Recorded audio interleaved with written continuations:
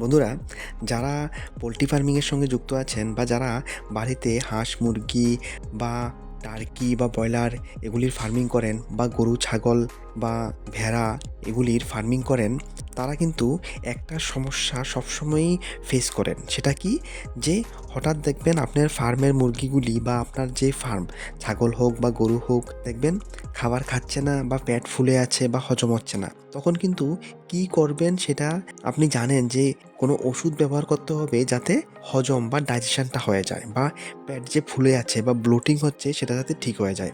ওই ক্ষেত্রেই কিন্তু ডক্টর যে ওষুধটা দেয় সেটা হচ্ছে গিয়ে হার্বোজাইম লিকুইড। হার্বোজাইম লিকুইড এই ওষুধটি ভ্যাটমেট প্রাইভেট লিমিটেড এই কোম্পানি ম্যানুফ্যাকচার আর মার্কেটিং করে। আর এই ওষুধটির মধ্যে কিন্তু ম্যাক্সিমাম যে উপাদানগুলি আছে এগুলি সবই কিন্তু হার্বাল বা আয়ুর্বেদিক। আর এটা হার্বাল কার্মিনেটিভ আর ডাইজেস্টিভ এনজাইম হিসেবে ব্যবহার করা হয়। যে ডোসেস, যে কিভাবে আপনি দেবেন, সেই নিয়মটা হচ্ছে গিয়ে ফর লার্জ অ্যানিমেল বা যেগুলি বড় ধরনের পশু, যেমন গরু বা মহিষ, এই ধরনের বড় পশুদের ক্ষেত্রে 50 ml করে ডেলি 2 বার দিতে হবে 5 থেকে 7 দিন। আর ছোট অ্যানিমেল বা ছোট পশু যেমন ভেড়া ছাগল এই ধরনের পশুর ক্ষেত্রে 30 ml করে ডেলি 2 বার দিতে হবে 5 থেকে 7 দিন।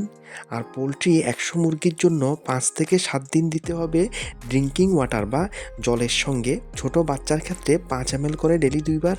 আর গ্রোয়ার্স বা ব্রয়লার্সের ক্ষেত্রে 10 ml করে ডেলি 2 বার। আর বড় হাঁস বা টার্কি বা ব্রিডার্স এগুলির জন্য 15 ml করে ডেলি 2 বার দিতে হবে। বা আপনার ভেটেরিনারি প্র্যাকটিশনার আপনার জন্য যে ডোজ অ্যাডভাইস করেছে সেই ডোজের অনুপাতেই কিন্তু আপনাকে এই ওষুধটা ব্যবহার করতে হবে। আর মনে রাখবেন, এই ওষুধটি ব্যবহার করা হয় ইনডাইজেশন, ব্লোট, অ্যাসিডোসিস বা অ্যালকালোসিস বা মেটাবলিজমে এটা সাহায্য করে, বা এটা ওভারঅল প্রোডাকশনটাই বৃদ্ধি করে। এটা একটা অ্যানিমেল ফিড সাপ্লিমেন্ট, ঠিক আছে, যেটা ডাইজেস্টিভ এনজাইম হিসাবে কিন্তু মেনলি এটা ব্যবহৃত হয়। আর হার্বাল কার্মিনেটিভ হিসাবে যখন ফ্যাট ফুলে আছে, যখন হজম হচ্ছে না, যখন পায়খানা ঠিকভাবে হচ্ছে না, ওই ক্ষেত্রেই কিন্তু আপনি এই ওষুধটি ব্যবহার করবেন। আর মনে রাখবেন, ওষুধটি ব্যবহার করার আগে একটু ভালো করে নাড়িয়ে নেবেন। আর এটাকে ঠান্ডা আর অন্ধকার জায়গাতে স্টোর করবেন, সানলাইট আর ময়শ্চারের মধ্যে রাখবেন না। ঠিক আছে বন্ধুরা, এই ভিডিওতে এতটুকুই। ইনফরমেশনগুলি ভালো লাগলে ভিডিওটিকে একটি লাইক অবশ্যই দেবেন। Thank you.